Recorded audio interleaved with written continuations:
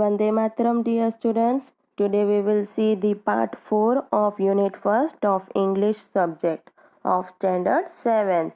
And this part, which part? 4th part, is the continuity of the part 3. ये part यानी part 4 video, ये है ना part 3 जो पिछले वीडियो में आपने देखा था, उस पार्ट का कंटिन्यूटी है। उस पार्ट में अपने स्टोरी देखे थे, उसको आधे से छोड़ दिया था। उस स्टोरी को अब इस वीडियो में कंटिन्यू करेंगे। ओके, तो उस वीडियो में आपने क्या देखा था कि किंग ने एक घायल इंसान की, बियर्डेड मैन की मदद की थी, ड्रेसिंग की थी और फिर उसको हट में सुला दिया था।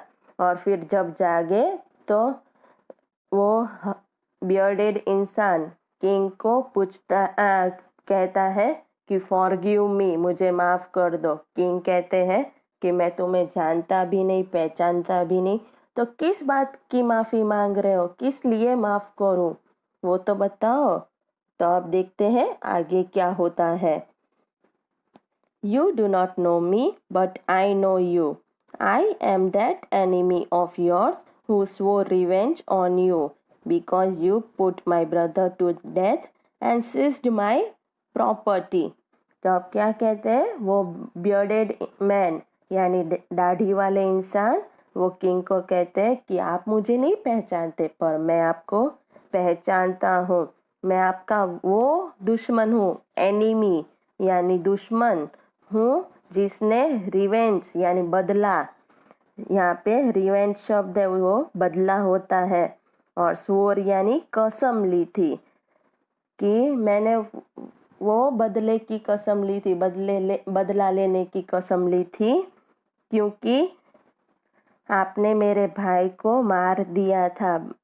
Put my brother to death and seized my property, मेरी प्रॉपर्टी को जब्त कर ली थी। सीज्ड यानी टुक बाय फोर्स यानी जब्त कर ली थी। I knew you had gone alone to see that hermit and I made up my mind to kill you on your way home, but the day passed and you did not return. तो अब क्या कह रहे कि मुझे पता था कि आप उस हर्मिट को देखने के लिए अकेले आने वाले थे, इसलिए मैंने सोच लिया था कि मैं आपको मार दूंगा जब आप रिटर्न होगे घर के लिए। पर पूरा दिन चला गया और आप वापस आए ही नहीं। So I left my hiding place and I came upon your bodyguard who recognized me and wanted me. तो इसलिए फिर थक कर मैं जहाँ छुपा था वो जगह मैंने छोड़ दी और आपके बॉडीगार्ड के सामने आ गया। उसने मुझे पहचान लिया था, रिकॉग्नाइज्ड यानी पहचान लिया, और इसलिए मुझे घायल कर दिया। I escaped from him, but I should have died if you had not dressed my wounds. I wished to kill you, and you have saved my life. Now, if I live, I will serve you as your most faithful servant, and will order my sons to do the same. Forgive me. तो अब क्या हुआ कि मैं आपके bodyguard से तो बच गया, पर मैं मर जाता अगर आपने मेरे घाव की ड्रेसिंग नहीं की होती। मैं तो आपको मारने के लिए आया था पर आपने तो मेरी जान बचा ली। तो अब जब तक मैं जीऊँगा तब तक मैं आपका सबसे वफादार नौकर बन के रहूँगा और मेरे सन यानी बेटों को भी ऑर्डर दूंगा, कहूँगा कि वो भी सेम करे, वो भी आपके लिए वफादार रहे। तो इसलिए मुझे माफ़ कर दो। Forgive me. The king was very happy to have made peace with his enemy so easily and to have won him over as a friend. He not only forgave him but said he would send his servants and his own doctor to look after him, and he promised to give back the man his property. अब king बहुत खुश थे क्योंकि उन्होंने उनके enemy, उनकी दुश्मन का कितनी आसानी से वो शांतिपूर्वक मन मनमुटाव था वो क्या कर लिया था, दूर कर लिया था।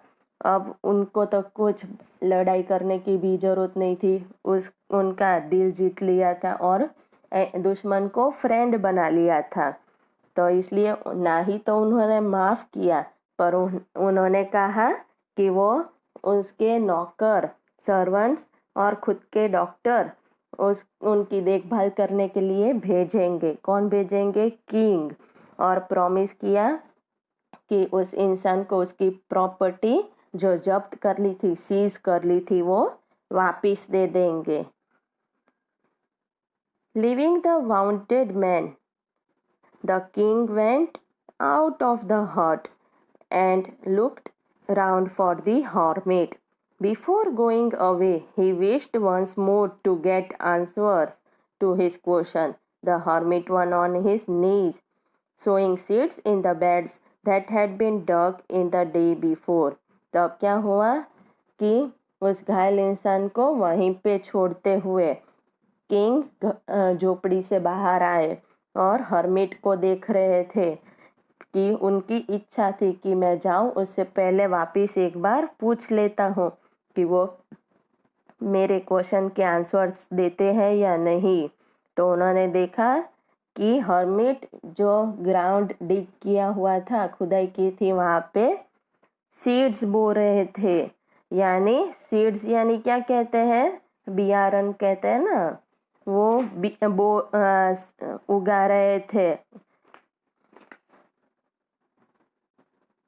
The king went up to the hermit and said, "For the last time, I beg you to answer my questions, wise man." तो अब क्या हुआ? किंग हर्मिट के पास गए और कहा कि मैं आखिरी बार आपसे भीख मांगता हूँ कि मेरे क्वेश्चन के आंसर दे दो। वाइज मैन यानी होशियार इंसान, right? You have already been answered, said the hermit, still bending down to the ground and looking up at the king as he stood before him. तो हर्मिट ने क्या कहा? Hermit तो वो खुद का काम कर ही रहे थे, जैसे किंग आके बोले तो भी, पर काम करते करते उन्होंने कहा कि आपके आंसर के जवाब तो आपको मिल ही गए हैं। क्वेश्चन के आंसर तो आपको जो आंसर चाहिए थे वो तो आपको मिल ही गए हैं already. How have I been answered? What do you mean? मुझे कैसे आंसर मिल गए? आप क्या कहना चाहते हो? Do you not see, replied the hermit, if you had not pitied my weakness yesterday and had not dug this bed for me, you would have gone away. Then that man would have attacked you, and you would have wished you had stayed with me.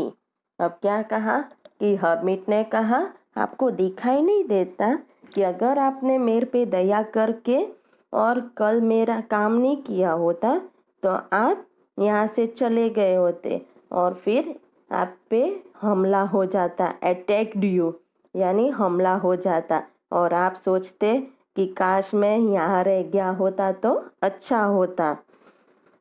So the most important time was when you were digging the beds and I was the most important man, and to do me good as was your most important business. तो इसलिए सबसे ज़रूरी time कौन सा था? आप मेरा काम कर रहे थे, वो डिगिंग द बेड्स, और सबसे ज़रूरी इंसान मैं था, और सबसे ज़रूरी बिजनेस क्या था? मेरी मदद करना। Afterwards, when the man ran to us, the most important time was when you were caring for him, because if you had not dressed his wounds, he would have died without having made peace with you. So he was the most important man, and what you did for him was your most important business. तो और फिर बाद में जब वो इंसान अपनी तरफ दौड़ते दौड़ते आया तो सबसे ज़रूरी टाइम कौन सा था? उस इंसान की देखभाल करना, उसके घाव की ड्रेसिंग करना, वो नहीं करते तो वो मर जाता। इसलिए उस टाइम वो इंसान सबसे ज़रूरी था और टाइम उसकी देखभाल करना वो ज़रूरी थी। और सबसे इम्पोर्टेंट बिजनेस कौन सा था? उसके लिए जो भी किया आपने वो ज़रूरी बिजनेस था। Remember then there is only one time that is important and that is now. It is the most important time because it is the only time we have any power to act. इसलिए याद रखो सबसे ज़रूरी time कौन सा है? अभी, now। क्योंकि इस टाइम में अपने जो भी करना चाहते हैं वो कर सकते हैं। अपने पास वो पावर है। जो चला गया उसमें कुछ नहीं कर सकते और आने वाला है उसका कुछ सोच नहीं सकते। जो है अभी है। The most necessary person is the person you are with at a particular moment, for no one knows what will happen in the future and whether we will meet anyone else. The most important business is to do that person good because we were sent into this world for that purpose alone. तो अब क्या कह रहे हैं कि सबसे ज़रूरी person कौन है? सबसे ज़रूरी पर्सन है कि जो उस वक्त में अपने साथ रहता है। क्योंकि अपने को फ्यूचर का कुछ पता नहीं है कि भविष्य में अपने साथ क्या होगा और अपने वापस मिलेंगे भी या नहीं। और मोस्ट इम्पॉर्टेंट बिजनेस क्या है कि उस इंसान के लिए कुछ अच्छा करना। क्योंकि अपने इस वर्ल्ड में यहाँ पे इस दुनिया में इसलिए भेजे गए हैं कि कुछ अपने अच्छा कर सके। Okay children, so did you all understood this story? Story समझ में आ गई ना? तो अब इस स्टोरी में क्या कहा जा रहा है, क्या हुआ, वो सब पता चल गया?